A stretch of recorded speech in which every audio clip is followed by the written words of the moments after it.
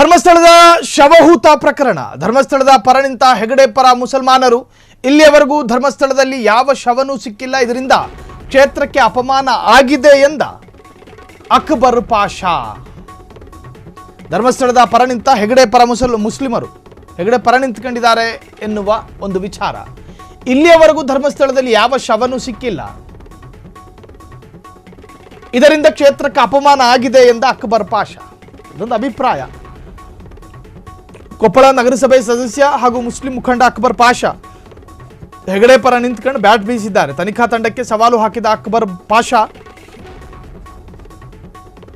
ಕೇವಲ 14 ದಿನ ಅಲ್ಲ, 1 ವರ್ಷ ಆಗಿದ್ರೂ ಕೂಡ ನಿಮಗೇನು ಸಿಗಲ್ಲ, ನೀವು SITಗೆ ಯಾಕ್ರಿ ಸವಾಲು ಹಾಕುತ್ತೀರಿ? ಅವ್ರ ಕೆಲಸ ಮಾಡ್ತಿದ್ದಾರೆ. ಈ ಕೃತ್ಯ ಮಾಡಿದವರಿಗೆ ಗಣೇಶ ಚತುರ್ಥಿಯ ಒಳಗೆ ಶಿಕ್ಷೆ ಆಗುತ್ತದೆ. ಇವ್ರು ಜ್ಯೋತಿಷರು, ಅವರು ಹೇಗೆ ಸಾಯುತ್ತಾರೆ ಅನ್ನೋದನ್ನು ಇಡೀ ಕರ್ನಾಟಕದ ಜನ ನೋಡ್ತಾರೆ. ಇವರೇನು ಕೇರಳ ಜ್ಯೋತಿಷರ ಜೊತೆ ಇದ್ರೋ ಏನೋ? ಅಲ್ಲಿ ಮಂಜುನಾಥ ಸ್ವಾಮಿ ಇದ್ದಾರೆ, ಇಷ್ಟು ದಿನ ಅಸ್ಥಿ ಪಂಜರ ಸಿಕ್ಕಿಲ್ಲ, 1 ವರ್ಷ ಸಮಯ ಕೊಡುತ್ತೇನೆ, ಒಂದು ಆಸ್ತಿ ಪಂಜರ ತೆಗೆದು ತೋರಿಸಲಿ. ಧರ್ಮಸ್ಥಳದ ಪರಂಪರೆಯನ್ನು ಅರ್ಥ ಮಾಡಿಕೊಳ್ಳಬೇಕು. ಈ ಅಕ್ಬರ್ ಪಾಷಾ ಸರ್ಕಾರಿ ನೌಕರರು ಅಥವಾ ಯಾವುದಾದ್ರೂ ಅಧಿಕಾರದಲ್ಲಿದ್ದಾರೋ ಗೊತ್ತಿಲ್ಲ, ಆದರೆ ಗಡುವಂತೂ ಕೊಡ್ತಾ ಇದ್ದಾರೆ. ಸ್ವತಃ CM ಅವರೇ ಇಲ್ಲಿ ಏನು ಇಲ್ಲ ಅಂತ ಹೇಳಿದ್ದಾರೆ. ಕೃತ್ಯಕ್ಕೆ ಕಾರಣರಾದವರಿಗೆ ತಕ್ಕ ಶಿಕ್ಷೆ ಕೊಡಲಿ ಎಂದು ಅಕ್ಬರ್ ಬಾಕಿ ಇದ್ರು. ಕೊಪ್ಪಳ ನಗರಸಭೆ ಸದಸ್ಯ ಹಾಗೂ ಮುಸ್ಲಿಂ ಮುಖಂಡ ಅಂತೆ ಅಕ್ಬರ್ ಪಾಷಾ. ತನಿಖಾ ತಂಡಕ್ಕೆ ಸವಾಲು ಹಾಕಿದ ಅಕ್ಬರ್ ಪಾಷಾ, ಕೇವಲ 14 ದಿನ ಅಲ್ಲ, 1 ವರ್ಷ ಆಗಿದ್ರೂ ನಿಮಗೆ ಏನೂ ಸಿಗಲ್ಲ. ಈ ಕೃತ್ಯ ಮಾಡಿದವರಿಗೆ ಗಣೇಶ ಚತುರ್ಥಿಯ ಒಳಗೆ ಶಿಕ್ಷೆ ಆಗುತ್ತದೆ. ಅವರು ಹೇಗೆ ಸಾಯುತ್ತಾರೆ ಅನ್ನೋದನ್ನು ಇಡೀ ಕರ್ನಾಟಕದ ಜನ ನೋಡ್ತಾರೆ. ಹೇಳ್ತಾ ಇರೋದು ಯಾರು? ಕೊಪ್ಪಳದಲ್ಲಿ ಕೂತವನು, ಧರ್ಮಸ್ಥಳದವರಲ್ಲ.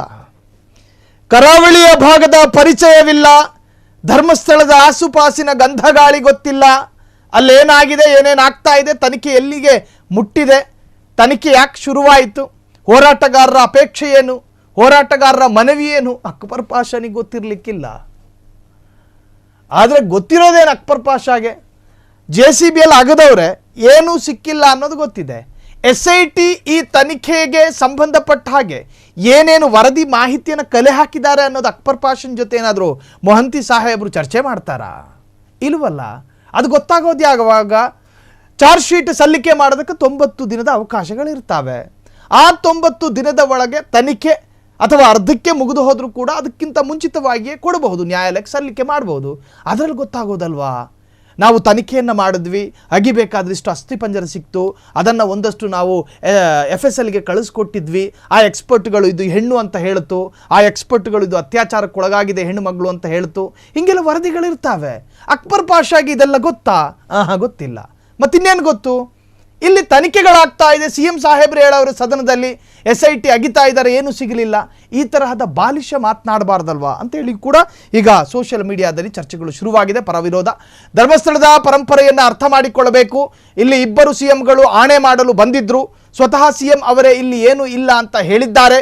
ಕೃತ್ಯಕ್ಕೆ ಕಾರಣರಾದವರಿಗೆ ತಕ್ಕ ಶಿಕ್ಷೆ ಕೊಡಲಿ ಎಂದ ಅಕ್ಬರ್ ಪಾಷಾ.